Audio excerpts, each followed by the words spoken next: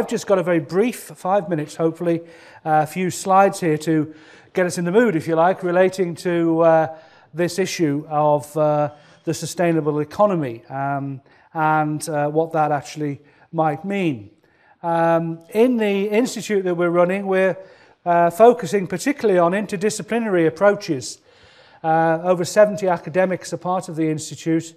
What we really want to concentrate on is questions of adaptation, questions about how, not necessarily what, sustainable economy might actually be. We've spent perhaps 20 years trying to define sustainable development. Now's the time, I think, to really work out how we can make changes in not so much generational terms, but here and now over the next 20 or 30 years. And what sort of economy, what opportunities we have to build a sustainable economy in this part of the world particularly, but more generally. So one question is, what would a flourishing sustainable economy look like? And of course this might be difficult to imagine even within the more recent hard times globally and nationally. There are various debates about this in the literature. United Nations notions of the new Green Deal, notions of degrowth, no growth, post-growth, and sustainable growth. And I think these issues need to be aired, and we need to debate how we reconstruct a new pathway for a post-carbon form of economic development in the cities and the regions in Wales, but also more generally. How do we create a new density, a new clustering of innovation and find ways of developing that which creates double dividends and win-wins.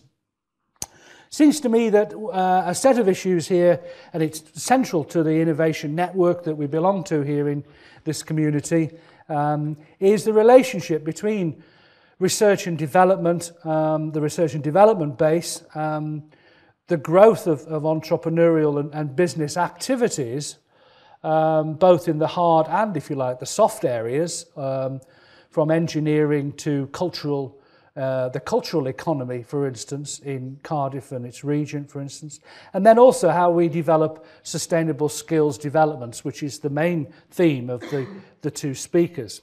But clearly, the issue of creating jobs and employment has to go hand in hand with new forms of skills development in creating and reinforcing new business clusters in this field.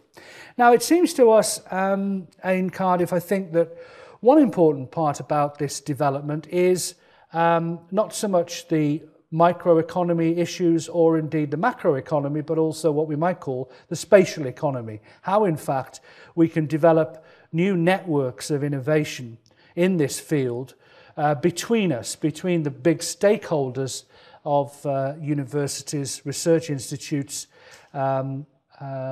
the providers and the developers of private sector environmental goods and services, how we do that within different places, and to what extent we can draw on the environmental but knowledge resources, financial resources of different regions to do that. And clearly, universities are in the spotlight on this issue at the moment, and indeed we should be taking that opportunity.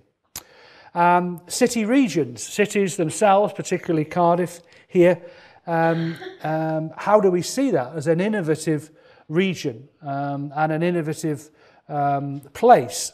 Cities have always, through historical times, been centres of innovation, and in this development of new pathways, more diverse pathways for the green economy, we need to think, I think, about how the cities can most effectively harness their creativity and become innovative heartlands.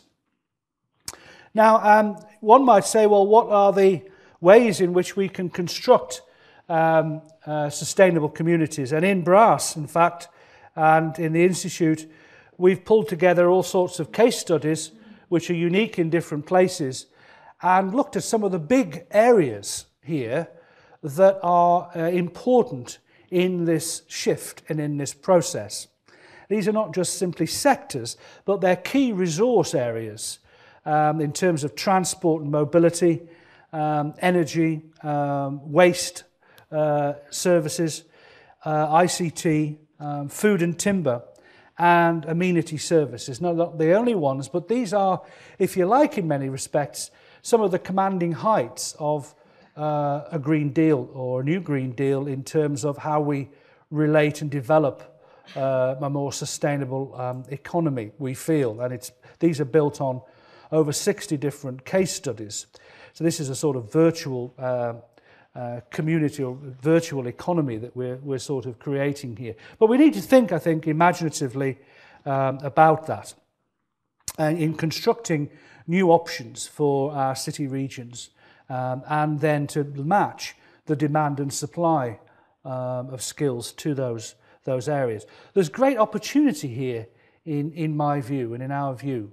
This isn't a field that can no longer be just left to the idea of NIMBYist approaches or protectionism, which is important, of course, and realising the limits, but also we need to realise the opportunities for economic growth in a more sustainable way. So that's my pitch, just to get you going, hopefully, on this topic. And I'm now going to pass on to Ken and invite him to speak for 25 minutes. Thank you.